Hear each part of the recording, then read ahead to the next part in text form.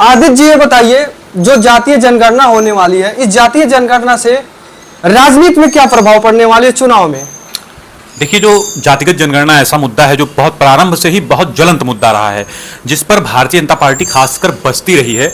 लेकिन जो भारतीय जनता पार्टी आज से पहले कहती थी कि जातीय जनगणना कराने से समाज में विभाजन होगा, वही बीजेपी अब कहीं ना कहीं जातीय जनगणना के पक्ष में आ चुकी है। तो कहीं ना कहीं इस बात को बीजेपी भली भांति जान चुकी है कि जातीय जनगणना यदि नहीं कराया गया तो आगामी जो बिहार विधानसभा चुनाव 2025 है उसमें नुकसान का सामना करना पड़ सकता है। क्योंकि अभी पिछले ही वर्ष में जब देखा गया नीतीश कुमार की गवर्नमेंट में और तेजस्वी यादव के साथ जब गठबंधन था तो जातीय जनगणना कराया गया। उसके बाद में अब बीजेपी इस बात को जानती है कि जो दलित वोट बैंक है, जो पिछड़ा अति पिछड़ा है, वो अगर जातीय जनगणना का मुद्दा हमारे द्वारा प्रमोट नहीं किया गया तो कहीं ना कहीं हमारा बिहार विधानसभा चुनाव में नुकसान हो सकता है। और जो जातीय जनगणना का ऐलान होने के बाद में जहां ये जनगणना स्टार्ट हुई, हम कह सकते हैं कि जो भारतीय राजनीति का पूरा परिदृश्य है वो कहीं ना कहीं बदल जाएगा। क्या जातीय जनगणना से जो विपक्ष के यानी कि राहुल गांधी की मुद्दा था, क्या ये जनगणना कराने से, जब ये जनगणना बीजेपी करा देगी तो इससे किसका ज्यादा फायदा होने वाला है? मुझे लगता है कि अब हर व्यक्ति के हाथ में सोशल मीडिया है, हर व्यक्ति के हाथ में मोबाइल है, और ये पूरा समाज और हर प्रदेश के लोग जानते हैं, हर जनता जानती है कि जातीय जनगणना का मुद्दा कांग्रेस, समाजवादी पार्टी, आरजेडी ने बहुत मुखर होकर के बीजेपी के सामने उठाया। लेकिन अब बीजेपी की तरफ से यह पलटवार किया जा रहा है कि जो कांग्रेस पार्टी अभी तक सत्ता में थी उसने जातिगत जनगणना का केवल सिगूफा दिया, हर चुनाव में उसका जो है केवल चुनावी प्रचार के लिए उसको इस्तेमाल किया, उसने जो है जातीय जनगणना नहीं करवाया। लेकिन अब बीजेपी जो रणनीति चल रही है कि जातीय जनगणना का ऐलान कर चुकी है, लेकिन अब विपक्षी पार्टियों द्वारा यह सवाल उठाया जा रहा है कि आखिर बीजेपी जो ऐलान कर चुकी है वो जातीय जनगणना कब स्टार्ट होने वाली है। लेकिन यह देखना दिलचस्प होगा कि क्या, अभी कुछ नहीं कहा जा सकता है कि किसको फायदा होगा।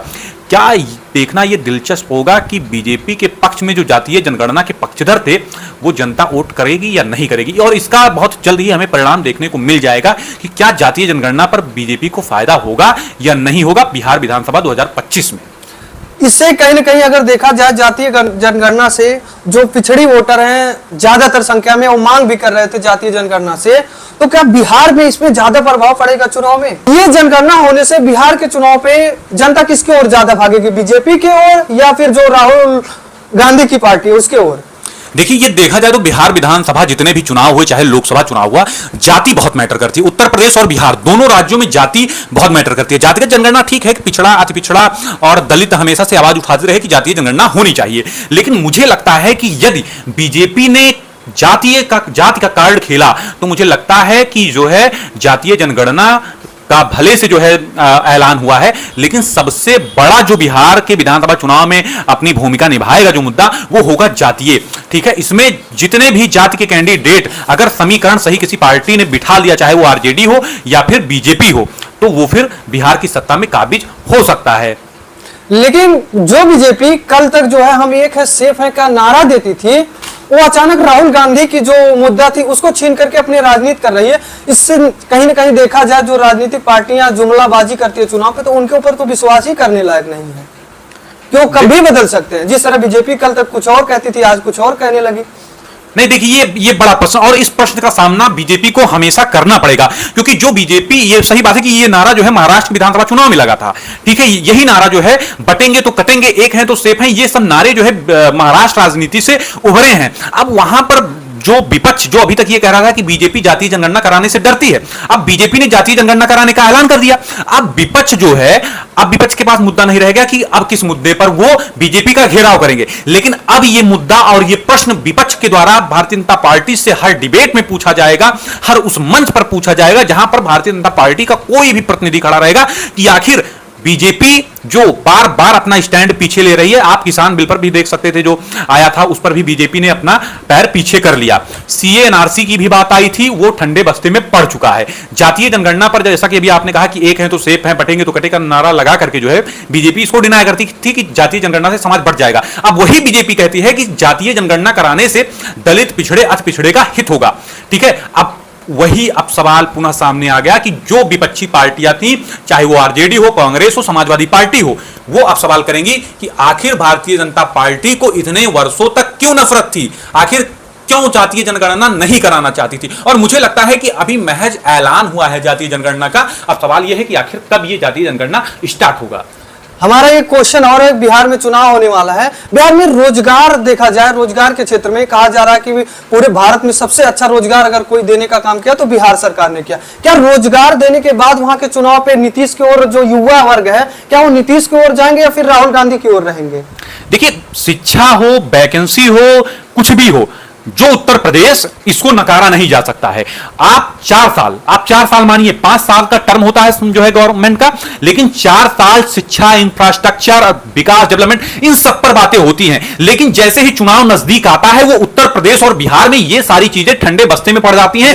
जो व्यक्ति 4 वर्षों तक सरकारी नौकरी की मांग कर रहा था, इंफ्रास्ट्रक्चर की मांग कर रहा था, डेवलपमेंट पर बात कर रहा था, अब वही व्यक्ति कास्ट पर बात करने लगता है। तो बिहार और उत्तर प्रदेश की जो चुनाव का टर्म आता है, जो चुनाव का टाइम पीरियड आता है, उसमें केवल कास्ट देखा जाता है, और जो पार्टी कास्ट पर अपना दांव खेल ले गई, जातीय समीकरण सही से धरातल पर बिठा ले गई, वही काबिज हो जाती है। नहीं, मेरा क्वेश्चन ये था रोजगार के क्षेत्र में। मैं फिर कह रहा हूं कि रोजगार कितना भी चाहे नीतीश गवर्नमेंट दे ले, तेजस्वी गवर्नमेंट दे ले, अखिलेश गवर्नमेंट दे ले, बीजेपी गवर्नमेंट दे ले, रोजगार मैटर नहीं करने वाला है। हमने पीछे देखा बीपीएससी का बहुत बड़ा धरना हुआ था, ठीक है, उसका कुछ असर देखने को मिल सकता है, लेकिन मुझे नहीं लगता कि जो है रोजगार बहुत बड़ा मुद्दा बनने वाला है। मुझे केवल एक ही दिखाई दे रहा है, जातीय समीकरण बहुत बड़ा मुद्दा की बार बनने वाला है, और सभी पार्टियां मिलकर के इसको बनाएंगी। जी बिल्कुल, आपका कहने का मतलब है कि रोजगार नहीं मायने रखेगा बिहार के चुनाव में, केवल जातीय जनगणना मायने रखेगा। जातीय जनगणना और जाति सबसे ज्यादा मायने रखेगी उत्तर प्रदेश और बिहार की राजनीति में। क्या वहां के युवा रोजगार से ज्यादा उनका जातीय जनगणना से फायदा होने वाला है?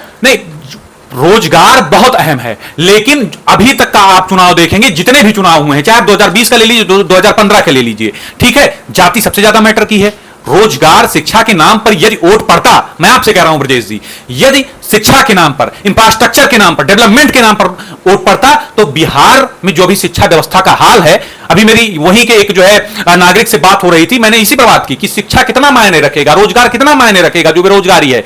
उन्होंने कहा सर केवल 4 वर्षों तक ये सारी चीजें मायने रखती हैं, बाकी चुनाव के टाइम पर जाति, केवल सभी को यही नजर आता है कि जिस जाति का जो कैंडिडेट लड़ रहा है उसको वो वोट करने वाले हैं। बहुत ऐसा नहीं है कि सभी लोग करते हैं, लेकिन जो एक वर्ग है, पढ़ा लिखा वर्ग है, वो अब कहीं ना कहीं हम कह सकते हैं कि जाग चुका है, और वो विकास, शिक्षा, रोजगार के नाम पर वोट करता है। लेकिन अभी भी एक बड़ी आबादी जो जाति के नाम पर वोट करती है, वो सभी वर्गों में है। मैं लास्ट में एक क्वेश्चन आपसे पूछूंगा नीतीश के बारे में। नीतीश जी को पलटू चाचा कहा जाता है। क्या नीतीश जी आपको लगता है कि चुनाव तक जो है एनडीए में ही अभी रहेंगे या पलट सकते हैं नीतीश जी?